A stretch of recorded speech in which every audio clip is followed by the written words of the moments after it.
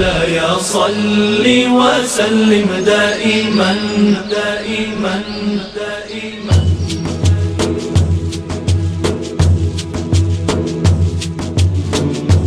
دائما دائما دائما دائما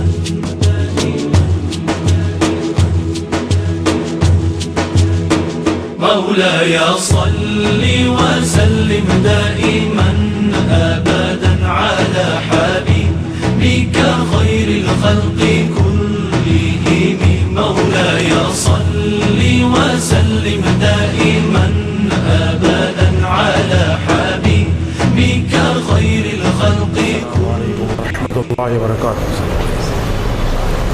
الحمد لله العالمين، الصلاة والسلام على رسوله النبي الأمين الكريم وعلى آله وأولياء أمته إلى يوم الدين. أحمده حمدا كثيرا وأشكره شكرا جميلا وأشهد أن لا إله إلا الله وحده لا شريك له وأشهد أن سيدنا ونبينا ومولانا محمدا عبده ورسوله سيد الخلائق والبشر صلى الله عليه وعلى آله وأصحابه وأهل بيته الطاهرين وبارك وسلم كثيرا كثيرا أبدا أبدا. أما بعد، ہر تعریف صرف اللہ تعالیٰ کی ہے جو سارے جہانوں کی پرورش کرنے والا ہے. درود اور سلام ہو اس کے بزرگ رسول حضرت سیدنا مولانا محمد مصطفیٰ احمد مجتبیٰ صلی اللہ علیہ وسلم پر، آپ کی آل اولاد، صحابہ کرام، اہل بیت و اولیاء امت پر. میں اللہ تعالیٰ کا حمد کثیر و شکر جمیل بجا لاتا ہوں اور گواہی دیتا ہوں کہ اللہ تعالیٰ کے سوائے کوئی معبود نہیں، وہ ایک ہے، کوئی اس کا ساتھی و شریک نہیں. اور اس بات کی بھی گواہی دیتا ہوں حضرت سیدنا مولانا محمد مصطفیٰ احمد مجتبیٰ صلی اللہ علیہ وسلم اللہ تعالیٰ کے بندے اور اس کے آخری رسول ہیں اور تمام مخلوقات کے سردار ہیں.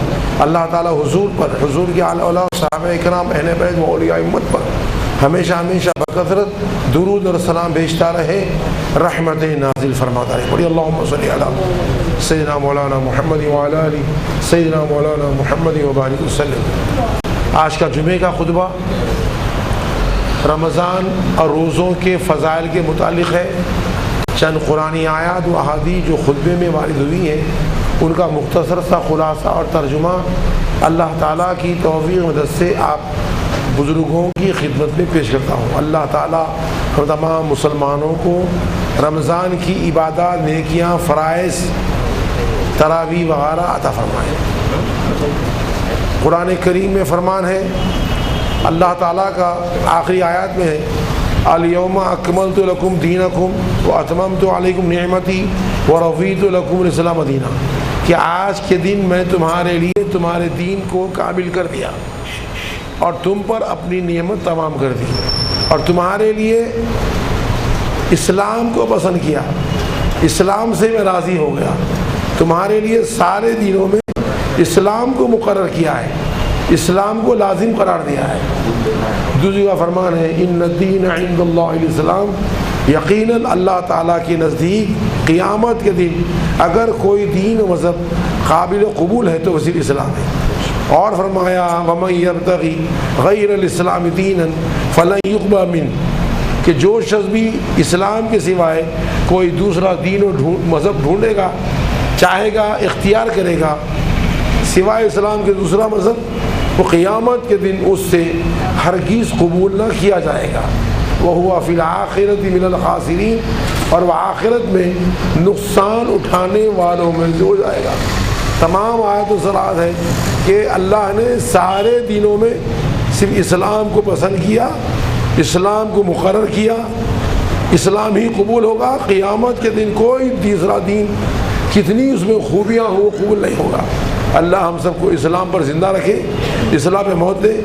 اس لیے تاکید سے کئی جگہ اللہ کا فرمایا وَلَا تَمُوتُنَّ إِلَّا وَأَنْتُمْ مُسْلِمُونَ، ہرگز مت مرو، مرو تو اسلام پہ مرو. جو اسلام قبول ہوگا کوئی دین قبول نہیں ہوگا. عیسائی مذہب میں کیا ہے؟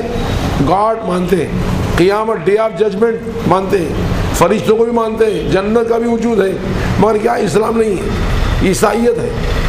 اللہ، اس کی بیوی نعوذ باللہ مریم، اللہ کا بیٹا عیسیٰ، نعوذ باللہ، اسلام نہیں ہے، کفر شرک. تو دنیا کی سائنس سے دیکھیے آپ جاکن والی، اب یورپ اور امریکہ میں سلیقہ ہے، صفائی ہے، ہر چیز عقل کی ہے، مگر دین میں اندھے. ختم اللہ علی قلوبہم، دلوں پر اللہ کی مہر ہے.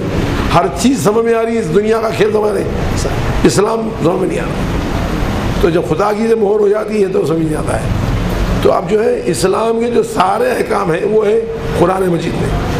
ہر مسلمان کے لیے اسلام کے سارے احکامات پر عمل ضروری ہے، عمل کے لیے علم ضروری ہے. مگر انعام دیکھیے، اللہ کو ساری مخلوق سے بے حد محبت ہے، لامحدود محبت ہے. جب بھی زندہ ہے، پیدا بھی کرا، انسان بنایا، ایمان دیا، کھانا پینا چلا رہا ہے، شادی بھی یا گھر دار سے چلا رہا ہے. غلطیاں کر رہے ہیں، ہم سب کر رہے ہیں خطائیں، مگر انعام ہے، احسان ہے، موقع دیا، پال رہا ہے. بے غرض محبت اللہ کی ہے.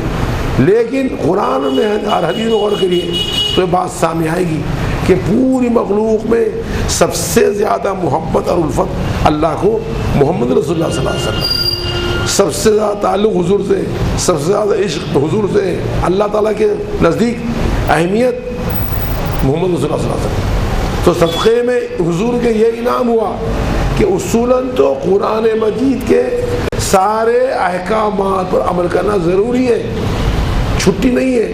مگر انعام یہ ہوا کہ ان پوروں میں 5 بھی کر لیے تھے انشاءاللہ کامیاب، دوزخ سے نجات، جنت ملے گی. چنانچہ حدیث شریف میں آیا ہے، ایک عربی آیا، پوچھا اسلام کیا ہے بتائیے.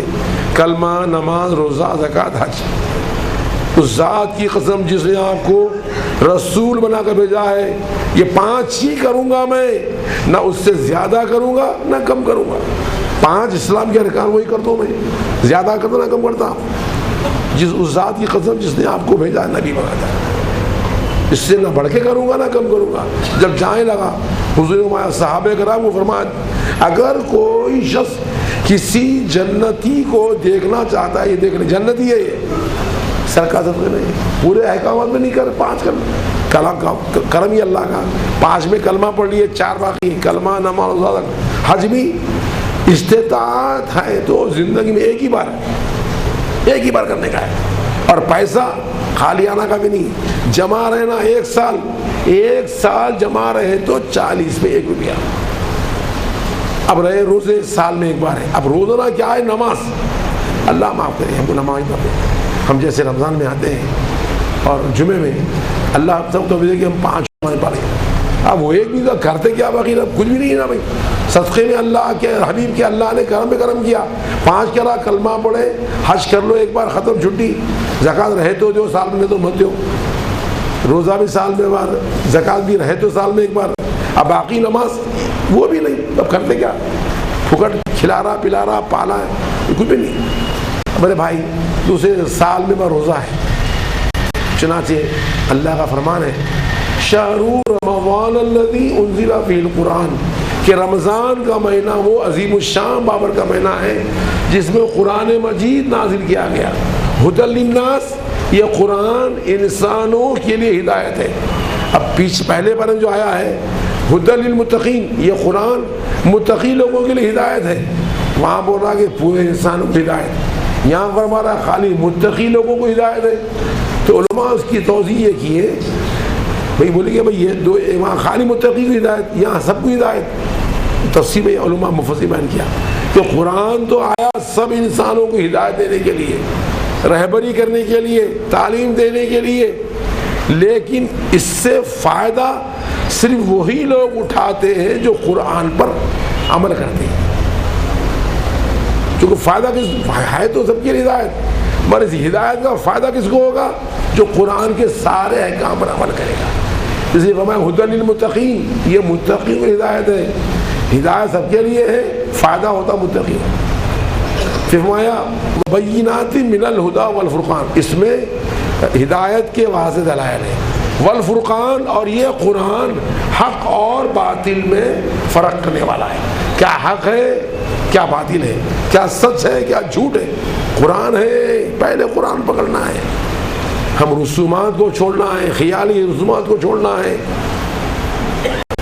بنے ہوئے رسومات کو چھوڑنا ہے. پہلا جو اترا ہے حق و باطل کا فیصلہ کرنے والا وہ ہے قرآن. یہ جگہ میں انہ لقول الفصل، یہ قرآن ایک فیصلہ کن کتاب ہے. وما ہوا بالہزل، کھیل کود نہیں ہے قرآن. قرآن میں دیکھنا ہے کیا حکم ہے. مین پہلے قرآن ہے، اس کے بعد حدیث ہے. اس سے فرصت ملی تو آگے بڑھنا ہے. پہلے قرآن اللہ تو پورا غور کر کے پڑھیں، خالی نہیں، غور کر کے پڑھیں. ایک ایک آیت پر غور کریں. قرآن میں کیا ہے، ہم کیا کر رہے ہیں؟ ہم اللہ کی رضامندی کے کام کر رہے ہیں یا اپنی نفس کی خواہش بات کر رہے ہیں؟ نفس کی خواہشات کتابیں ہیں یا قرآن کتابیں ہیں؟ پورا قرآن کھول کے غور سے پڑھنا ہے. ہم کیا کر رہے ہیں؟ قرآن میں کیا کیا فرما رہا اللہ؟ قرآن میں اللہ کی رضامندی کا کام وہ کر رہے ہیں یا اپنی خواہشات کا کام کر رہے ہیں؟ فرمایا وَلَا تَتَّبِعِ الْهَوَىٰ فَيُضِلَّكَ عَن سَبِيلِ اللَّهِ. اے مخاطب، تو اپنی نفس کی خواہشات پر عمل مت کر.